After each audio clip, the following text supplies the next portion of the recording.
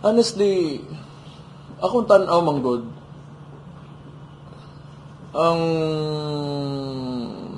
ang ICC dili kayo confident akong tanaw sa iya ha.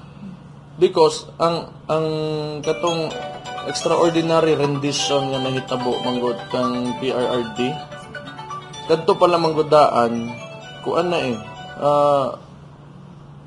they should have sent him back here just to allow the process to take its course. And yet, gidawat nila dito sa ilang detention center.